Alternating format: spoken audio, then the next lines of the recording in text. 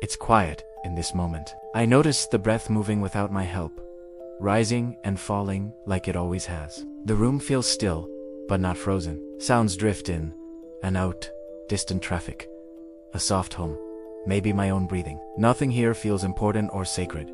It's just happening. For a few seconds, there's no urge to understand anything. I'm not searching. I'm simply aware that awareness itself is already present. We live most of our lives inside a familiar pattern. We wake up, remember who we are supposed to be, and step into the day. The sense of me feels immediate and unquestioned. I look at my hands and think, these are mine.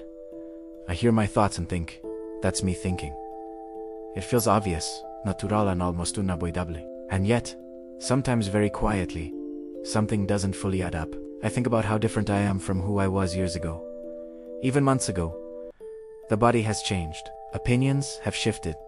Certain fears disappeared, and new ones arrived. The person I was once so sure about feels distant now. Still, something feels continuous through all those changes. I say I, as if it refers to one stable thing. But when I look closely, everything connected to that I seems to be moving, changing, rearranging itself.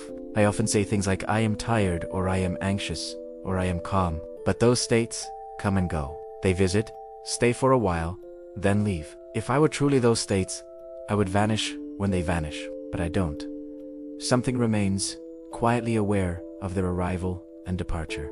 I might be wrong, but this makes me wonder, what exactly is this I that stays when experiences change? This is where the Ashtavakra Gita begins to feel relevant.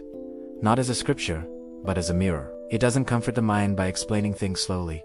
It almost interrupts our usual way of thinking. It suggests very directly that we may be mistaking ourselves for what we observe, that the body, the mind, even the sense of being a person, might be appearances rather than the observer itself. There's a radical simplicity in it. It doesn't ask you to improve yourself or purify your thoughts. It doesn't describe a path with steps and milestones. It simply keeps pointing back to something immediate. The fact that awareness is already here, already complete, before any effort begins.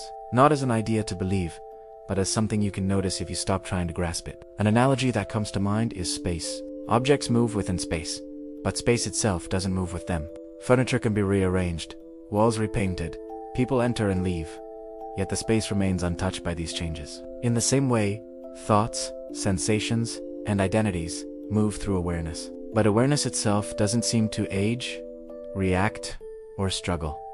It just allows everything to appear. Sanatana Dharma sometimes uses the word self to point to this, but not as a personal identity, more like the background presence in which all identities arise. The Ashtavakra Gita takes this idea to an uncomfortable place. It suggests that even the effort to realize the self may be based on a misunderstanding that there is no separate individual who needs to reach it, that the one seeking freedom is itself part of what is being observed.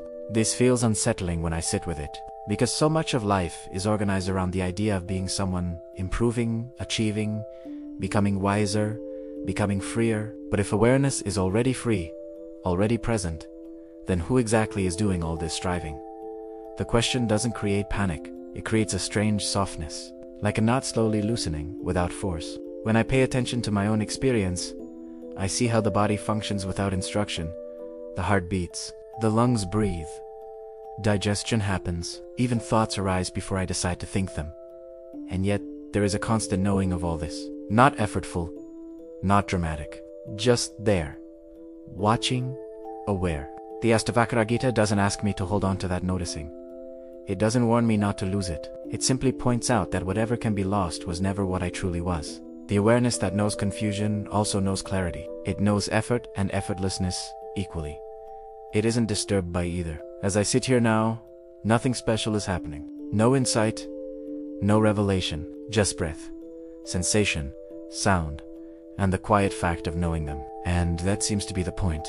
Not to reach a conclusion, but to notice what has never left. So I stay here for a moment longer, without trying to name anything, just letting experience unfold the way it always has. And a gentle question lingers, without needing an answer. If what I am is already aware, already whole, then who has been trying so hard to become something else?